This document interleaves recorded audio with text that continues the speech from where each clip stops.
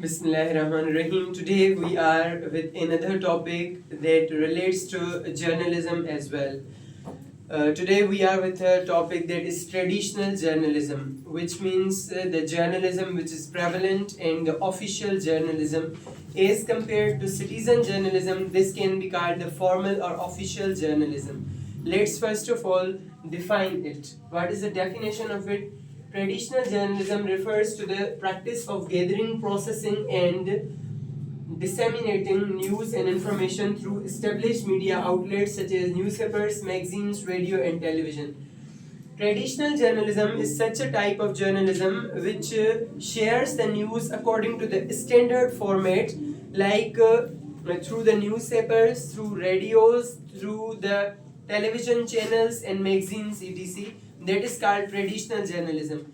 When we compare it with the citizen journalism, we come to know that traditional journalism is formal and standard way, whereas citizen journalism is common, which can be citizen journalism can be a blanket term for sort of unofficial journalists who are unprofessional as well. So traditional journalism is the actual journalism that we see. Next, after the definition of it, in traditional journalism, the is like the citizen journalism, the data is gathered, then processed, and then disseminated, data or information. Now, some of the notable journalists in the world and their works, why they are notable. First of all, there is Bob Woodward. Who was Bob Woodward? He was a notable traditional journalist who had investigated reporting on Watergate scandal. What's Watergate scandal? Watergate scandal was a scandal in the history of USA when President of USA was Richard Nixon. During that, there was a scandal which was named as Watergate scandal, and Bob Woodward investigated on that scandal, Watergate scandal, and gave reports to the people. Therefore, he was one of the notable journalists of the international way. Next example that we have is Edward R. Murrow, pioneer of television news, known for his reporting during World War II and the Cold War. Pioneer of television news. The news started to come on the television because of this notable journalist named as Edward R. Murrow. And he also gave us a lot of reports during the Second World War and the Cold War. Second World War, as everybody knows, was one of the most major wars which was on the second number. Like the first was the First World War. And during the Cold War as well, he gave a lot of reports and secret information about different things. Number 3, Walter Cronkite. He anchored CBC Evening News for 19 years continuously. 19 years, and Walter Cronkite is known as the most trusted man in America. So because of his services that he offered for his country, he is known as one of the notable journalists in the world.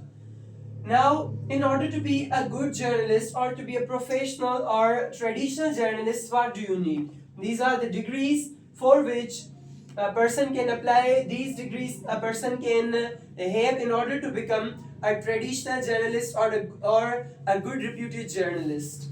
First of all, there is Bachelor of Journalism, in which the things of journalism are taught, the ethics of journalism are taught, mannerisms of journalism are taught.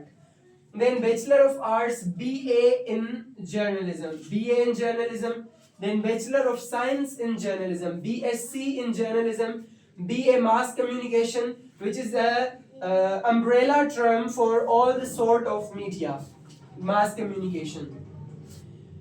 Bachelor of Media Studies and Masters in all of them. Bachelor of Media Studies is one, and then Masters of all of them.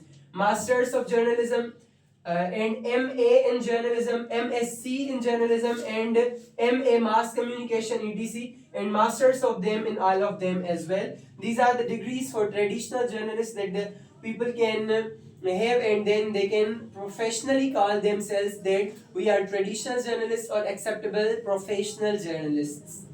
Next, broadcast journalism is another degree which is separate from your graduation. BA is graduation and masters. Broadcast journalism tells us that how to broadcast the news, send the news on different kind of sources. print journalism, which is in print form, like it's a magazine, it's a newspaper, or whatever brochures, chronicles, etc., which provide news about anything. This is called the print journalism. Then another degree is investigative journalism. In investigative journalism, they teach you how to have the investigative journalism. For example, a scandal like the Watergate scandal has occurred. So how to investigate that? What are the manners of investigating? How to be official? How to be professional during investigating in any kind of scandal? Next, sports journalism. Sports journalism means they give us news about sports, cricket matches, hockey matches, or whatever sort of sports exist there. So they are the journalists who cover these sort of events in any kind of thing. Like in Olympics games are happening, so those journalists who go and cover all of these things which are over there in the Olympics, these are called the sports journalists. And then international journalism is another way of journalism. In international journalism, you are taught or you get the degree about the international issues like Palestine issue, Kashmir issue, and issues in America, issues in all different countries of the world related to United States and the umbrella agencies and whatever international issues exist there. So you cover all things through the international journalism, and the degree also exists of that. Next one is qualities of successful journalists. What are the qualities of successful journalists? The qualities of successful journalists are their curiosity and inquisitiveness. The journalists must have this quality that they should have curiosity. They should have inquisitiveness. They should be always ready or always be in search of different sort of news, like what's happening in the country, out of the country, and everywhere. This is the first and foremost quality of a journalist, to be curious and inquisitive. Number two, strong research and analytical skills.